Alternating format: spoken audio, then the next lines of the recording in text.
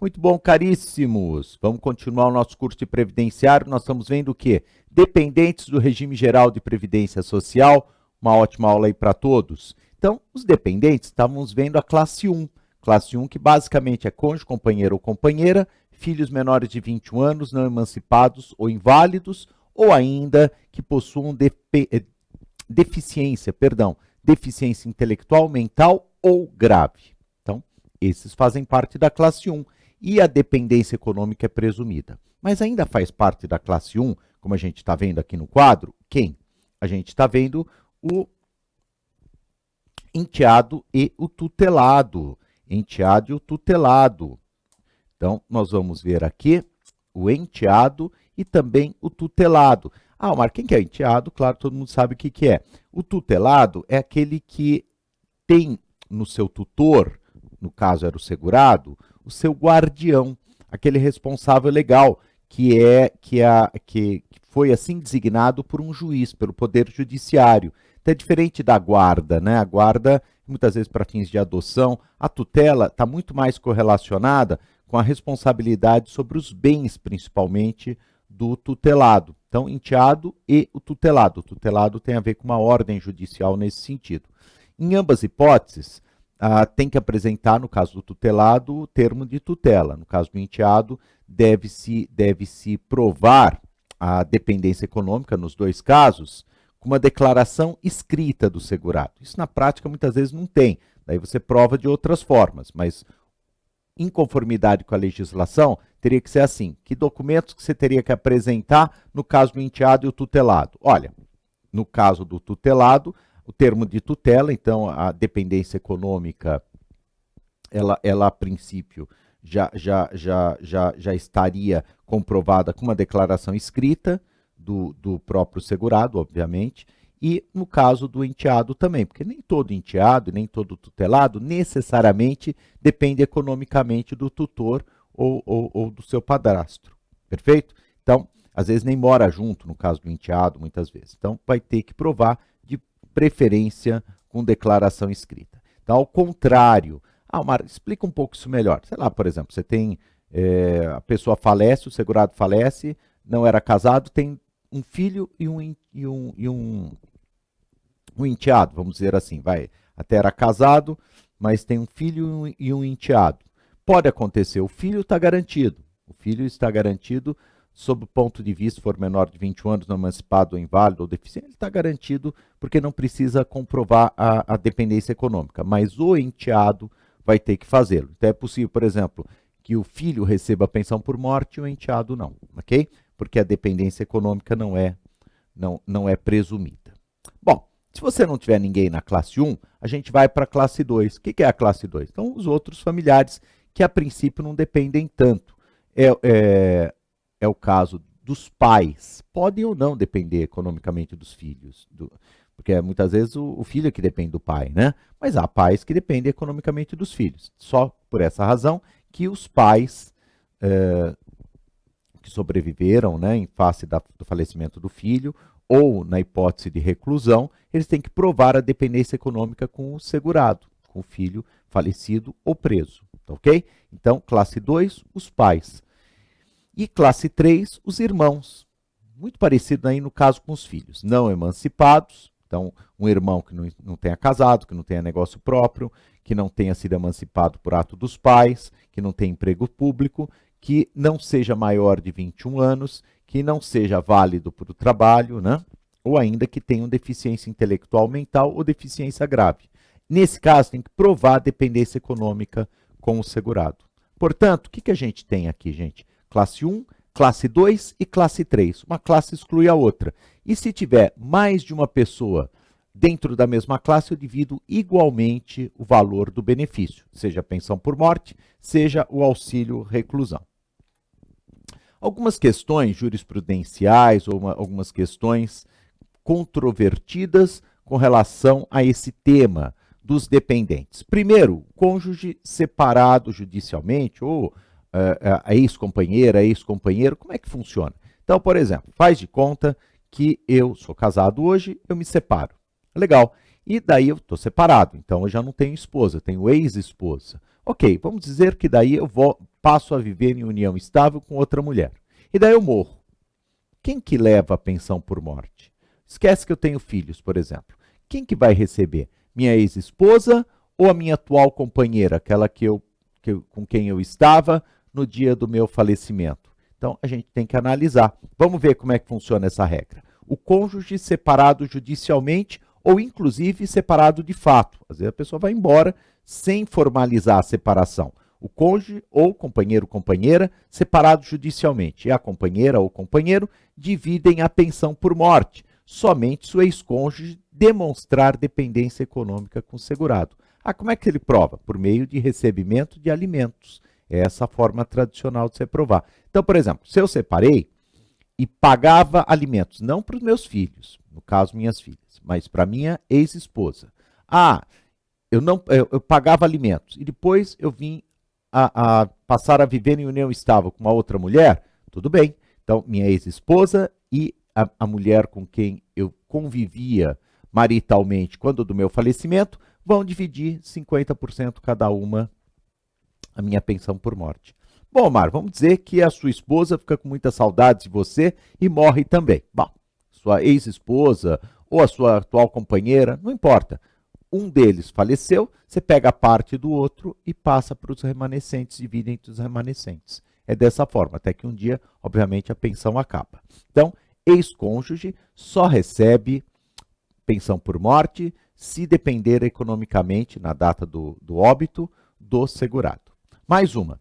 Os filhos, mesmo universitários, com mais de 21 anos, perdem a condição de dependentes. Cuidado, porque isso daqui muita gente confunde. Veja, se você recebe alimentos, não confundir direito de família com direito previdenciário. Se você recebe alimentos, pensão alimentícia do seu pai, e, por exemplo, seu pai separou de sua mãe e você recebe alimentos. Perfeito. Muito provavelmente você poderá, se estiver fazendo uma faculdade, poderá receber esses alimentos até você completar 24 anos. Isso é direito de família. Porém, para fins previdenciários, para você receber a pensão por morte, não pensão alimentícia, hein? Pensão por morte, zera nos 21 anos. Como é que eu consigo receber a pensão por morte, continuar recebendo com mais de 21 anos? Se você for deficiente ou inválido. Acabou. E se eu não for deficiente nem inválido? Daí, chega no dia que você fez 21 anos, zerou. Mesmo que você esteja fazendo faculdade. Toma cuidado, por quê, gente? Às vezes as pessoas se confundem. Tem regime próprio, que antigamente era diferente. Hoje nem regime próprio é diferente, mas antigamente tinha regime próprio, era filho de militar, por exemplo, recebia até os 24 anos aqui em São Paulo. Tá. Não se confunda. Regime geral de previdência social tem regras próprias, que são essas que a gente está estudando, que são as que caem no concurso do TRF, tá bom? Então, não esquece disso. Para o concurso do TRF, para o regime geral de previdência social, você chegou aos 21 anos, você não é inválido, você não é deficiente, perdeu a pensão, cessa a pensão por morte. Menor sob guarda tem um problema. É considerado dependente, mas aí é jurisprudencial. Omar, e aí, como é que faz? Bom, para um concurso de técnico, dificilmente vai cair essa questão, mas pode cair, não é impossível. Se cair, tem que cair da seguinte forma. Segundo a jurisprudência, segundo o Superior Tribunal de Justiça, menor sob guarda é dependente. Beleza. Daí é admissível. Aí, se não falar em jurisprudência, bom, nesse caso, menor sob guarda não é dependente, porque pela lei não consta a dependência do menor sob guarda, ok? Muito bom, vamos seguir. Aqui a gente acaba o tema dos beneficiários do regime geral de previdência social e inicia um novo tema, inscrição e filiação. Você vai guardar o seguinte, na diferença entre inscrição e filiação. Inscrição é documento. Documento. E a filiação? A filiação, ela é relação jurídica. Direitos e deveres. Direitos e deveres. Acabou. Então, fica fácil. Inscrição e filiação do regime geral. Inscrição, documento, papel. Filiação, direitos e deveres. Relação jurídica, obrigacional. Então, são a mesma coisa? Não. Na verdade, a inscrição ela serve para provar a filiação. Alguém pode falar, bom, mas sem documento eu posso ter direitos? Claro que pode. Por exemplo, você vive em união estável com uma pessoa. 5 anos que você vive em união estável, 6 anos, 10 anos que você vive em união estável com uma pessoa sem nenhum documento. Você não tem direito a nada? Construir um patrimônio, se um deles se separa, vai ficar por isso mesmo? Claro que não. O documento ele é importante para provar os direitos, mas ele não cria direito, gente. Quem cria direito é a vida. Quem cria direito é a vida e a lei. A parte documental, ela faz o que com esses direitos? Ela prova, e é importante, claro, mas ela não cria por si só o direito, tá bom? Quem não é da área jurídica, às vezes gosta muito de papel, né? Documento. Ah, sem o documento eu não tenho direito. Não, você tem o direito, talvez tenha mais dificuldade para prová-lo. Não confundir. Então, mesma coisa aqui. O que é inscrição? Inscrição é ato administrativo. O segurado é cadastrado perante o INSS com a comprovação dos seus dados pessoais. Então, ele passa a ter, por exemplo, o quê? O número de inscrição do trabalhador, um NIT. O RG da Previdência a gente chama de NIT, número de inscrição do trabalhador. É importante, porque a partir daí, todas as contribuições elas vão ser direcionadas para esse número. Então, é importante para não haver perda de dados, né? Então, esse NIT normalmente é o número do PIS, não necessariamente, mas normalmente é o número do PIS do trabalhador. A empresa que tem que inscrever o segurado empregado, avulso individual, que lhe prestem serviço, ela que tem que fazer.